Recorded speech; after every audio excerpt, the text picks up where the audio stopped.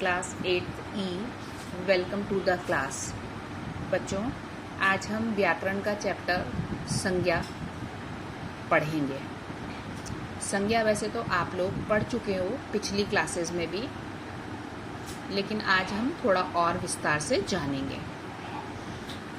संज्ञा किसी प्राणी, वस्तु, स्थान, भाव आदि के नाम को कहते हैं। जैसे कुछ उदाहरण दिए हुए हैं यहाँ पर। ऋचा बगीचे में गई, तो यहाँ पर ऋचा और बगीचे शब्द रेखांकित है। बगीचे में हरी घास और फूल थे। इस वाक्य में बगीचा, घास और फूल ये संज्ञा शब्द है। यह दिल्ली का बाल उद्यान है। दिल्ली उद्यान। ऋचा ने सोचा मैं यहाँ रोज आऊंगी। ऋचा। तो इन वाक्यों में रेखांकित शब्द संज्ञा के अलग अलग भेदों के अंतर्गत आते हैं। ठीक है बच्चों, कुछ संज्ञा शब्द प्राणीवाचक होते हैं तो कुछ अप्राणीवाचक। इसी प्रकार कुछ की संख्या हम गिन सकते हैं और कुछ अगणनीय होते हैं। अगणनीय मतलब जिसको गिन नहीं सकते। पर्वत, देश, चित्र आदि अप्राणीवाचक संज्ञा है। उदासी, चढ़ाई, महानता आदि अगणनीय संज्ञा शब्द हैं तथा पेड़, बच्चे, फल आदि गणनीय संज्ञा है। तो बच्चों, ये संज्ञा आपको क्लियर हुआ होगा।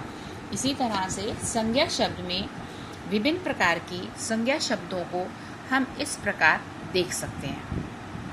व्यक्तियों के नाम, ये आप सबको मालूम है ना। आपके भी कोई कोई नाम होते हैं। पशु पक्षियों के नाम, नदियों के नाम, वस्तुओं के नाम जैसे गिलास, मेज, गमला, किताब।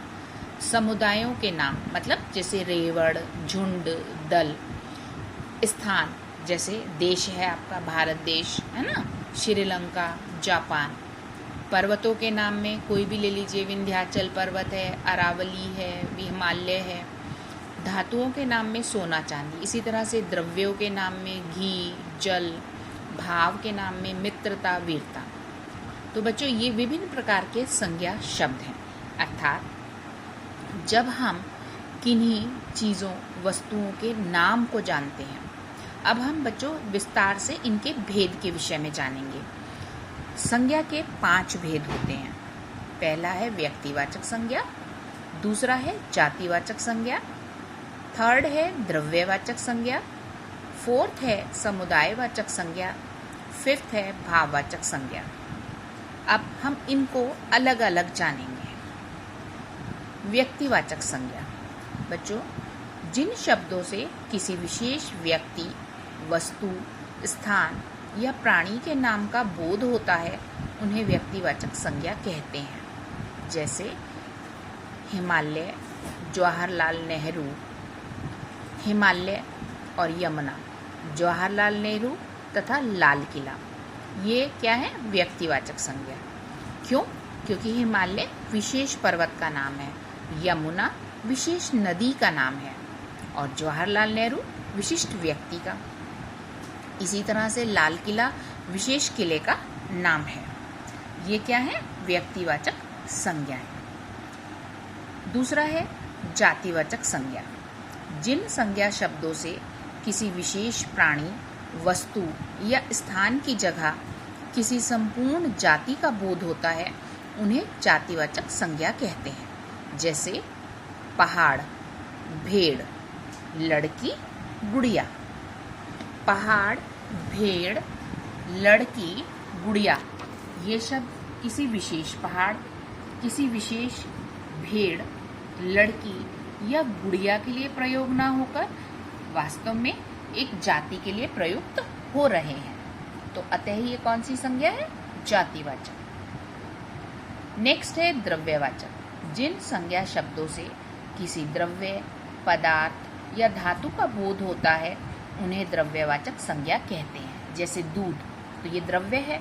लकड़ी, ये है द्रव्यवाचक। नेक्स्ट है समुदायवाचक संज्ञा। जिन संज्ञा शब्दों से किसी समुदाय या समूह का बोध होता है, बच्चों उसे क्या कहते हैं? समुदायवाचक या समूहवाचक संज्ञा। परिवार, तो परिवार क्या है?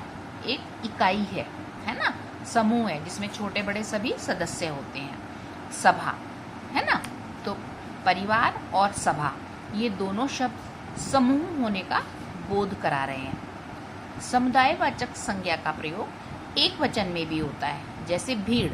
भीड़ का मतलब है बहुत सारे लोग, है ना, जिसमें स्त्री पुरुष बच्चे सभी हो सकते हैं।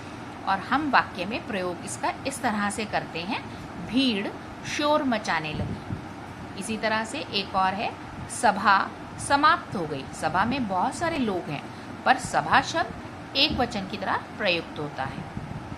नेक्स्ट है भाववाचक संज्ञा। जिन शब्दों से किसी गुण, दशा, स्थिति, भाव या विशेषता के नाम का बोध होता है, बच्चों उसे कहते हैं भाववाचक संज्ञा। लालिमा, सुंदरता, बुढ़ापा, कमजोरी, ये इसी प्रकार के शब्द हैं। लालिमा और सुंदरता ये तो है गुण, बुढ़ापा और कमजोरी ये है दशा। मधुरता, लंबाई, चतुराई, चंचलता आदि शब्द जो अमूर्त गुण, विशेषता, भाव या स्थिति का बोध कराते हैं, उन्हें भाववाचक संज्ञा कहते हैं। बच्चों एक पहचान और है, भाववाचक संज्ञाओं को देखा या छुआ नहीं जा सकता, इन्हें केवल अनुभव करते हैं। ठीक है, भाववाचक संज्ञाएं अगणनीय होती हैं, जैसे गुण, दोष, अमरता, चंचलता। भाववाचक संज्ञाओं के प्रकार, भाववाचक संज्ञा के जो प्रकार हैं वो दो प्रकार से होता है। एक होता है मूल भाववाचक संज्ञा और दूसरा होता है बनाई गई भाववाचक संज्ञा। ठीक है, तो जैसे जन्म है, ज्ञान है, अपमान है, सुख, क्षमा, ये सब मूल भाववाचक संज्ञाएं हैं। बनाई गई भाववाचक संज्ञाओं को बनाने के भिन्न भिन्न तरीके होते हैं। मैं पूरी टेबल ना पढ़कर सिर्फ ये बता रही हूँ आपको। कुछ भाववाचक संज्ञा शब्द सर्वनाम से बनते हैं, विशेषण से, क्रिया से, जातिवाचक संज्ञा से या अव्यय आदि से बनाए जाते हैं। सबसे पहले जातिवाचक संज्ञाओं से भाववाचक संज्ञा बनाना, जैसे सदस्य, ये शब्द है जातिवाचक संज्ञा और इससे बनने वाला भाववाचक शब्द है सदस्यता, है ना, भाववाचक संज्ञा शब्द। प्रभु, प्रभुता, सेवक, सेवा। ठीक है, फिर है सर्वनाम शब्दों से, जैसे मम, इससे बनने वाला शब्द है ममत्व या ममता, है ना, ममता यहाँ पर गिवन है। देन है पराया, परायापन। इसी तरह से विशेषण मूल शब्द है, लेकिन उससे भी हम भाववाचक संज्ञा बनाते हैं, जैसे विशिष्ट से विशिष्टता, कुटिल से कुटिलता, आलसी से आलस्य। ठीक है बच्चों, नेक्स्ट है क्रिया शब्द से। क्रिया शब्द है डरना, इससे बनी हुई भाववाचक संज्ञा है डर। ठीक, झुकना, इससे बनने वाली भाववाचक संज्ञा है झुकाव। नेक्स्ट है बनना, बनना से शब्द बनता है बनावट। पूजना, पूजा, जागना, जागृति। कुछ अव्यय शब्द हैं जिनसे हम भाववाचक संज्ञाओं का निर्माण करते हैं। मना, मनाही, ऊपर, ऊपरी। बच्चों ये टेबल काफ़ी लंबी है, मैंने पूरी नहीं पढ़ी है। अभी फ़िलहाल आप इस तरह से इसको पढ़िए और टेबल को खुद से भी पढ़िएगा और बाकी मैं इसको क्लास में पूरा पढ़वाऊँगी और इसका एक्सरसाइज वर्क भी हम करेंगे। आई होप संज्ञा शब्द किसे कहते हैं, संज्ञा के कौन कौन से भेद हैं और संज्ञा शब्द में हम किन किन शब्दों से भाववाचक संज्ञाओं का निर्माण कर सकते हैं वो भी आपको स्पष्ट हुआ होगा। ठीक है, संज्ञा संबंधी विशिष्ट नियम।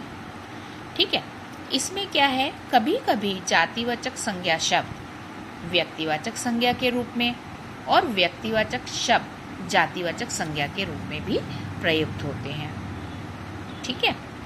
किसी गुण या दोष संबंधी विशेषता का प्रतिनिधित्व करने वाला नाम व्यक्तिवाचक होते हुए भी जातिवाचक में चला जाता है। जैसे दल में विभीषणों की कमी नहीं। यहाँ पर विभीषण शब्द रावण के कुल भाई से नहीं है, बल्कि ऐसे लोगों से है जो किसी भी प्रकार का छल कर लेते हैं। ठीक है। मेरे सभी शिष्य एकलव्य हैं। तो मेरे सारे शिष्य तो एकलव्य नहीं है, बट इसका अर्थ है कि एकलव्य के समान बात मानते हैं, और सच में है भी, है ना। नेक्स्ट है आपका महात्मा, बापू, चाचा। ये शब्द क्या है? बेसिकली जातिवाचक संज्ञा है, लेकिन फिर भी जब हम महात्मा शब्द इस्तेमाल करते हैं तो एकदम से महात्मा गांधी जी, है ना। बापू कहते भी वही, चाचा कहते हैं तो जवाहरलाल नेहरू जी का स्मरण करते हैं।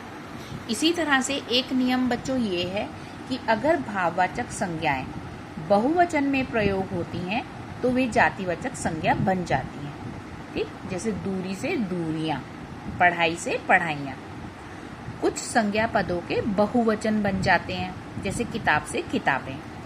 भाववाचक तथा द्रव्यवाचक संज्ञाओं को गिना नहीं जा सकता, अतएव उनके बहुवचन रूप नहीं होते। और यदि शब्द के कुछ रूप बदलते भी हैं तो वे शब्द भाववाचक संज्ञाएं नहीं रहते, भाववाचक संज्ञा नहीं रहते। तो बच्चों, आई होप कि ये आपको लेसन थोड़ा क्लियर हुआ होगा, और बाकी हम इसकी रीडिंग तो करेंगे ही क्लास में, तो एक बार आप इसको देख लीजिएगा। ओके, मिलते हैं आपसे नेक्स्ट वीडियो में। Till then bye.